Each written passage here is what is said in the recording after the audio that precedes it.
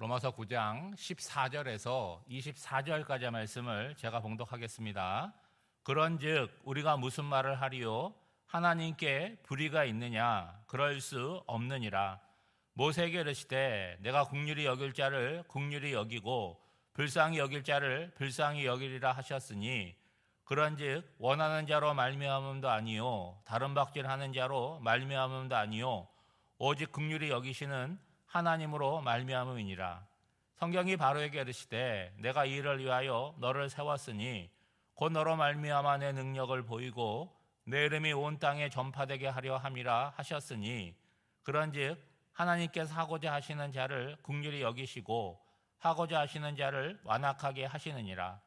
혹 내가 내게 말하기를 그런즉 하나님이 어찌하여 허물하시느냐 누가 그 뜻을 대적하느냐 하리니 이 사람아 내가 누구에게 감히 하나님께 반문하느냐 지음을 받은 물건이 지은 자에게 어찌 나를 이같이 만들었느냐 말하겠느냐. 토기장이가 진흙 한 덩어리로 하나는 귀 있을 그릇을 하나는 천이 있을 그릇을 만들 권한이 없느냐. 만일 하나님의 귀의 진노를 보이시고 그의 능력을 알게 하고자 하사 멸하기로 준비된 진노의 그릇을 오래 참으심으로 관용하시고 또한 영광 받기로 예비하신 바 긍휼의 그릇에 대하여 그 영광의 풍성함을 알게 하고자 하셨을지라도 무슨 말을 하리요? 이 그릇은 우리니 곧 유대인 중에서뿐 아니라 이방인 중에서도 부르신 자니라. 아멘. 지금 바울은 굉장히 중요한 선택 교리에 대해서 이야기를 하고 있어요. 그래서 예를 든 게 뭡니까? 아브라함의 아들 이스마엘이 먼저 태어났지만 육의 아들이 아니라 약속의 아들인 이삭이 선택을 받았다 하는 이야기를 하고 또 우리 조상 리브가가 태중에 쌍둥이인 에서와 야곱을 임신했을 때 그때 하나님께서 이미 큰 자가 작은 자를 섬길 것이다 선택을 맞춰 놓으셨다는 것. 이유가 뭡니까? 야곱을 사랑했고 에서는 미워했다라는 말씀을 하고 있는 거죠. 그러면 여러분 아브라함과 이삭과 야곱으로 이어지는 이 이스라엘 조상의 계보를 놓고 볼 때 하나님의 선택의 기준이 어디 있느냐라고 하는 거예요. 여러분 아브라함을 선택하셨는데 아브라함에게 인간적인 우월함이 있습니까? 아브라함의 친척들 가운데 형제들 가운데 아브라함이 가장 우월했기 때문에 하나님께서 아브라함을 선택하셨냐 하는 거예요. 그러니까 아브라함은 논란의 여지가 별로 없어요. 그렇지만 논란의 여지가 있는 건 누굽니까? 에서와 야곱의 관계라는 거예요. 여러분 인간적으로 에서와 야곱을 보면 누가 더 뛰어납니까? 에서가 훨씬 뛰어나요. 그는 장자였고 능력자였습니다. 사냥에 능하였고 가족들을 부양했어요. 야곱은 어땠죠? 차자였고 팥죽 쓰고 양 돌보고 그 나름대로 능력이 있는지는 모르겠지만 에서와 비교해 볼 때는 에서가 탁월했다라고 하는 거죠. 그러니까 인간적으로 생각하면 하나님의 선택 교리가 이렇게 기준이 없는 것처럼 느끼잖아요. 장자도 아니고 차자를 선택하기도 하고 세상적인 능력을 따르는 것도 아니고 그런 것 같습니다. 그러니까 어떤 인간적인 입장에서 어떤 불평이 나올 수 있습니까? 그럼 내가 열심히 살 필요가 없네. 어떤 의지를 갖고 노력할 필요가 없지 않느냐. 왜냐하면 하나님께서 인간의 기준과 다른 것으로 하나님 마음대로 선택하시니까 라고 얘기할 수 있겠죠. 여러분 14절이 그런 거 아니겠습니까? 그런즉 우리가 무슨 말을 하리요? 하나님께 불의가 있느냐? 그럴 수 없느니라. 지금 바울이 이 교리를 설명하는데 인간으로서 마땅히 가질 만한 그런 의문들이 있지 않습니까? 그런데 바울은 하나님 편에서 이거를 논리적으로 설명하고 있는 거죠. 여러분 사람들이 살아가는 사회에서 중요한 가치는 뭡니까? 공정한 거잖아요. 여러분 자녀를 길러도 자녀가 여러 명이라 그러면 뭘 사주거나 뭔가를 줄 때 똑같이 줘야 돼요. 한 아이에게만 더 주면 어때요? 남은 아이들이 불만을 표출할 수밖에 없죠. 우리 사회도 마찬가지잖아요. 청년들을 놓고 볼 때 어느 직장에 취업을 하게 되는데 누가 아버지의 힘이나 백으로 들어갔다 그러면 그거 가만히 있지 않잖아요. 모두가 다 반대하고 사회적으로 시끄럽게 되지 않습니까? 그런데 하나님을 생각해 보면 마치 세상에 불공정한 것처럼 하나님이 그렇게 보여진다는 거죠. 뭘 보면 그래요? 아니 에서에게도 기회를 줬어야 되는 거 아니에요? 둘 다 세상에 태어나서 어떻게 살아가는 걸 좀 보고 그 다음에 선택을 하셔야 되는데, 그들이 태어나서 어떤 의지와 노력을 갖기 전에 하나님은 누구를 찜하신 거예요? 나는 야곱을 선택했다, 야곱을 사랑했다.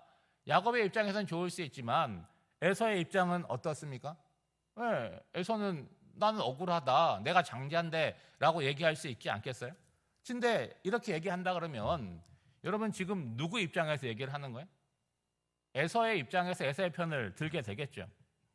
그럼 반대로 야곱의 입장에서는 어떻겠어요? 그런 얘기를 할 때 할 말이 없는 거예요. 왜냐하면 자기가 생각할 때도 에서보다 떨어지는데 하나님이 나를 선택했다? 할 말이 없는 거죠. 뭐만 있겠습니까? 그저 감사한 마음밖에 없겠죠. 여러분, 이런 은혜가 뭐냐? 절대적인 은혜라고 하는 거예요. 종교개혁자 칼빈은 이런 은혜를 불가항력적인 은혜라고 하는 거죠.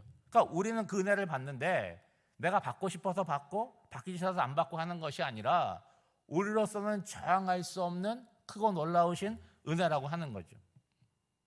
우리는 무의식적으로 이런 성경에 나오는 문제를 인간적인 입장에서 접근을 합니다. 뭐 당연하겠죠. 우리가 인간이니 그럴 수밖에 없는데 하나님의 편에서 한번 생각해 볼 필요가 있다는 거예요.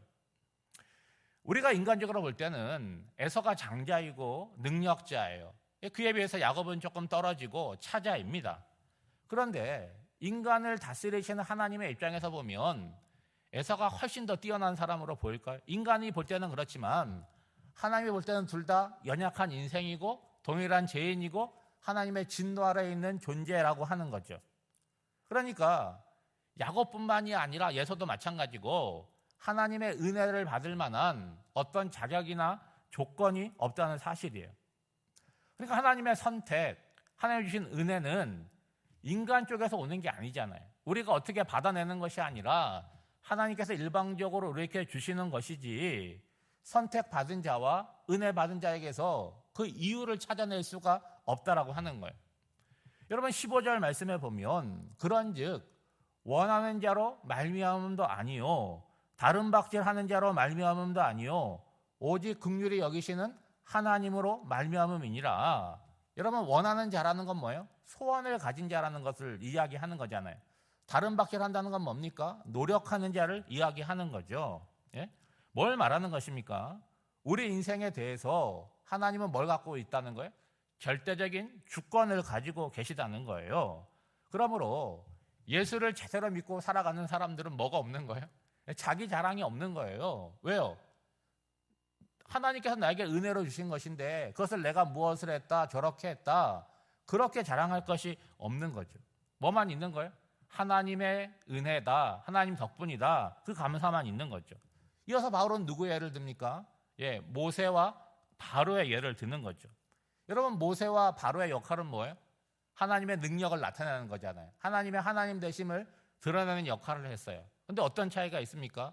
모세는 선한 역할을 감당했고 바로는 악역을 감당했다는 거예요. 모세는 이스라엘 백성들을 구원하는 역할을 감당했고 바로는 그것을 방해하고 막는 역할을 감당한 거죠. 그러면 두 사람을 놓고 볼 때 하나님께서 너에게는 선한 역할, 너에게는 악한 역할을 주었다라고 한다면 그들이 잘한 거는 뭐고 그들이 잘못한 거는 뭐냐, 이런 의문이 생기지 않겠습니까? 무엇보다도 우리가 성경을 읽을 때 바로를 볼 때 어떻게 봅니까? 어떻게 이렇게 완악한 사람이 있냐, 강팍한 사람이 있냐 할 때 바로의 입장은 억울하지 않겠어요? 아니 나는 나에게 주어진 역할을 내가 최선을 다해서 감당했는데 나한테 그런 비난을 하면 나는 억울하지 않겠느냐, 그런 인간적인 의문을 가질 수 있다는 거예요. 여러분 영화나 드라마를 이렇게 보시면 악역으로 나오는 배우들이 있잖아요. 그렇죠? 늘 악역으로 나오고 연기를 굉장히 잘해요. 언젠가 보니까 그런 악역 전문 배우에게 리포터가 물어본 거예요. 악역의 연기를 참 잘하시는데 간혹 선한 역할도 하시고 하는데 선한 역할을 하는 게 어렵습니까? 악한 역할을 하는 게 어렵습니까? 라고 물어봤어요. 물어보는 자의 의도는 뭡니까? 악한 역할을 워낙 잘하시니까 그게 편할 것 같아서 물어봤더니 그분이 하는 대답이 뭔지 아십니까? 악역이 더 어렵다는 거예요. 왜 그런지 아세요, 여러분? 내가 평소에 그렇게 살지 않는 것을 연기해야 되니까 어렵다라고 하는 거죠.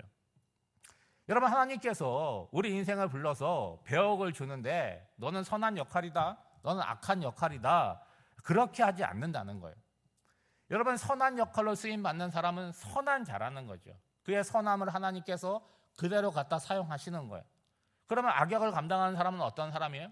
완악하고 강팍한 사람을 그 자리에 그대로 두시고 그 역할로 사용하신다는 거예요. 물론 여러분, 우리가 이렇게 말할 수도 있겠죠.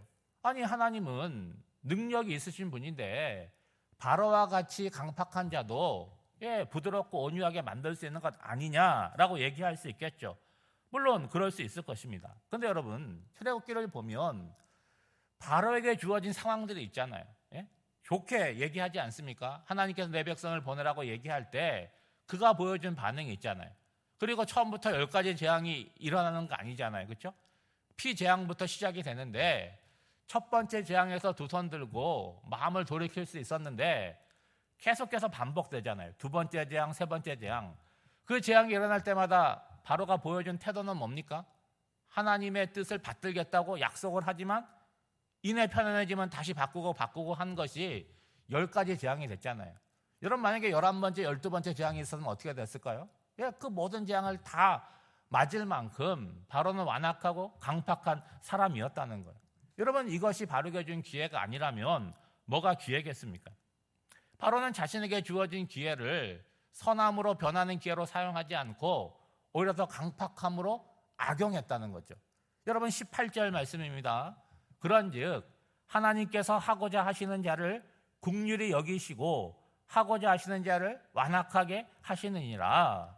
여러분, 이것에 대해서도 이렇게 말할 사람이 있겠죠.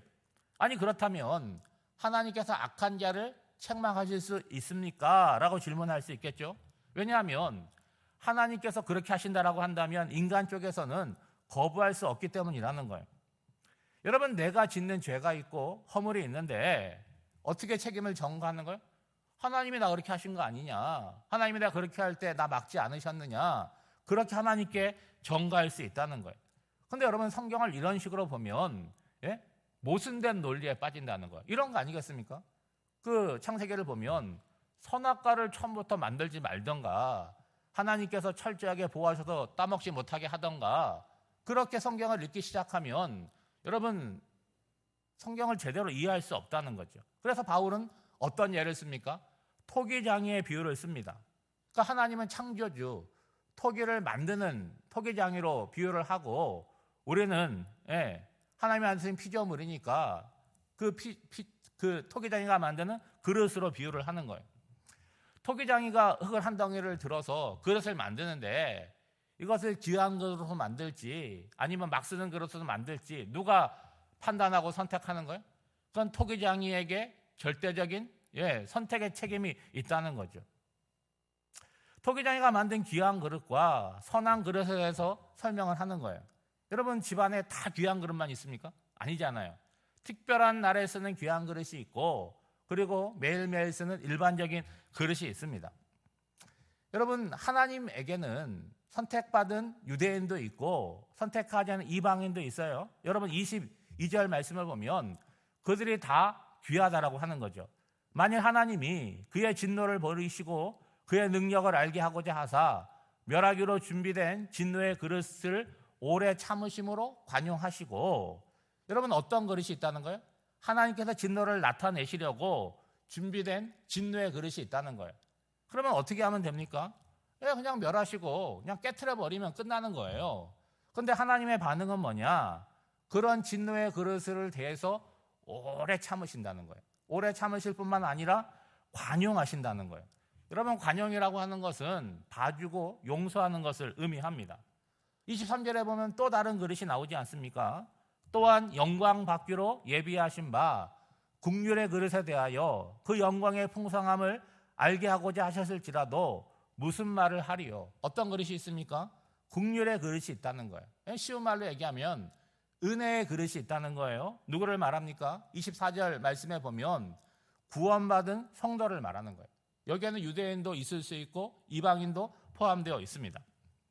그러므로 멸망받을 수밖에 없는 자리에서 구원의 자리로 선택받은 우리들에게 있어서 왜 저 사람은 선택하지 않았느냐, 나만 선택했느냐, 그건 우리의 질문이 아니라는 거죠. 그러니까 나 같은 존재를 은혜의 그릇으로 선택하신 하나님의 은혜에 감사하고 은혜를 받은 자로서 삶을 살아가는 것이 우리의 몫이라는 거예요. 왜냐하면 우리가 선택받을 만한 어떤 세상적인 기준과 그런 조건이 없기 때문이라는 거죠. 하나님의 절대 주권은 우리 모두를 어떻게 만들기를 원하시는 거예요? 선하고 아름다운 자로 살아가기를 원하시는 거죠. 그러면 그 뜻을 알아야 되는 것이지, 성경을 보고 삐딱하고 부정적으로 마음을 갖고 있는 것은, 그것은 은혜 받은 자의 모습이 아니라는 거죠. 그러니까 성경을 볼 때는 긍정적인 입장으로 은혜의 입장에서 바라보면서 오늘 한 날을 살아갈 때도 어떻게 살아갈 것입니까? 하나님께서 나 같은 자를 선택하셨음에 감사하고 그 은혜의 풍성함을 알고 누리는 복된 하루가 되시기를 주님의 이름으로 축복합니다. 기도하겠습니다. 자비하신 하나님, 허물 많고 연약한 자를 선택하사 생명의 길로 인도하심을 감사드립니다. 내 의지와 노력이 아니라 하나님의 은혜로 살아감을 잊지 않고 항상 겸손하며 주님이 기뻐하시는 자로 살아가게 하옵소서. 이 나라의 어려움을 감찰하사 당면한 문제들을 해결하게 하시고 하나님이 다스리시는 복된 나라가 되게 하옵소서. 대통령과 위정자들과 정치하는 자들이 국민들의 공복이 되어 건강한 나라를 세워가는 일에 최선을 다하게 하옵소서. 이 땅의 교회들이 어두운 세상의 빛을 밝히고 주의 뜻을 바르게 실현하게 하옵소서. 인생의 크고 작은 문제 앞에 있는 성도들을 긍휼히 여기시사 그 마음의 평안함을 허락하여 주시고 이제 하나님께서 그 문제를 어떻게 인도하시고 풀어가시는지를 믿음의 눈으로 바라보고 체험하는 시간이 되게 하옵소서. 오늘도 귀한 날 허락하여 주셔서 주의 전에 불러주셔서 기도하게 하셨사오니 우리의 기도가 어제보다 조금이라도 더 깊어지게 하여 주시고 기도로 그치지 않고 기도한 것이 오늘 한 날의 삶으로 증거되고 드러날 수 있도록 은혜를 베풀어 주시옵소서. 사랑하는 성도들의 삶의 자리에 복을 허락하여 주시옵기를 간절히 바라옵고나오며 이 모든 간구를 예수님의 이름으로 기도하옵나이다. 아멘.